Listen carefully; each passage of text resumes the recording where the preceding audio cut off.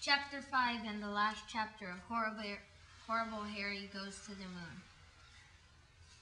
The Moon Watch.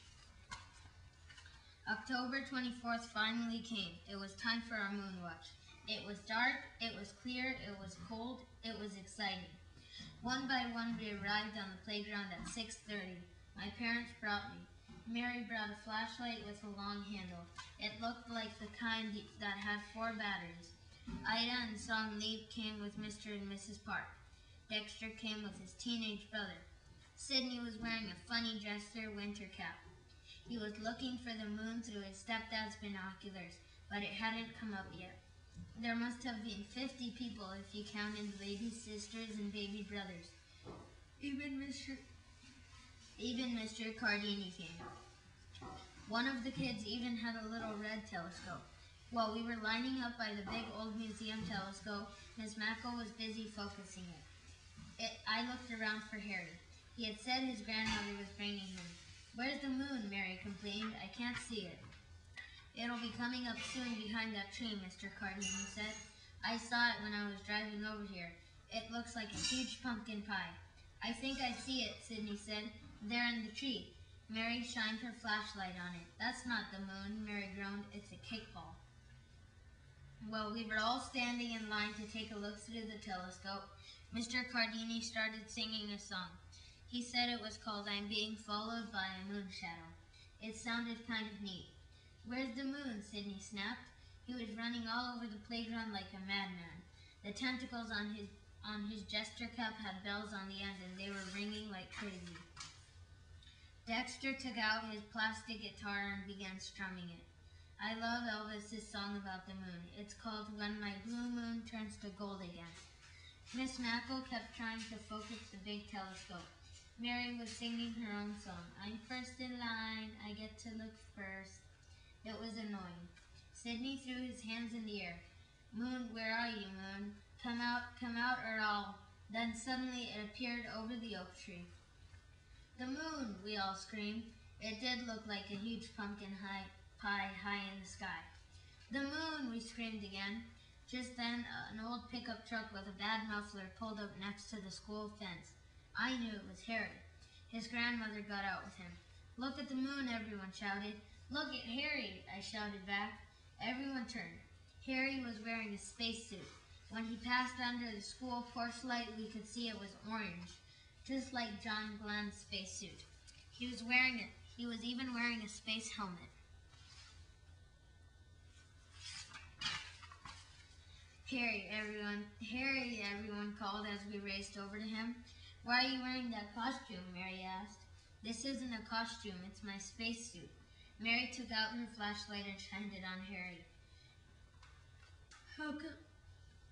How come it says Joe's Oil and Lube on the back?" Harry smiled. "Every space crew needs a good mechanic." Mary shined a flashlight on Harry's helmet. "That's the top of an old bubblegum machine. You poked 2 breathing holes in it, one for your nose and one for your mouth." "Out of my way," Harry said. "I'm about to make a lunar flight. I'm ready for takeoff." We watched Harry fly across the playground. He had his hands in front of him like Superman. He circled the playground once and then ran over to the telescope. The line wasn't there anymore. Everyone was watching Harry. He took off his helmet and set it on the ground. 10, 9, 8, 7, 6, 5, 4, 3, 2, 1. Blast off.